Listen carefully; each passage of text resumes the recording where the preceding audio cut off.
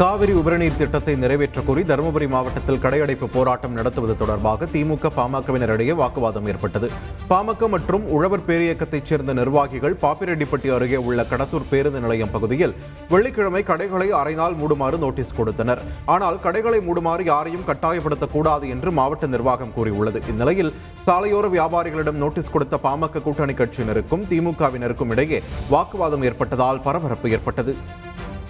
நாளைக்கு 12 மணிக்கு மேல தரணும். என்ன சொன்னாங்க அவங்க நான் சொல்றேன் அது சொன்னா நான் வந்து பஞ்சாயத்து கட்டளை வச்சு கோச்சிக்காதீங்க. ஒண்ணும் ஆகாது. நீ 12 மணிக்கு இல்ல எனக்கு ஒண்ணும் ஆகாது. 12 மணிக்கு கோச்சிக்காதீங்க. நான் சொல்றேன் கேளுங்க. 12 மணிக்கு மேல தரணும். என்னக்கா சொன்னாங்க அவங்க?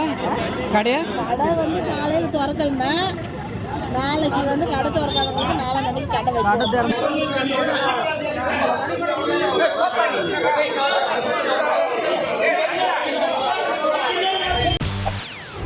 செய்திகளை உடனுக்குடன் தெரிந்து கொள்ள உடனே சப்ஸ்கிரைப் பண்ணுங்க.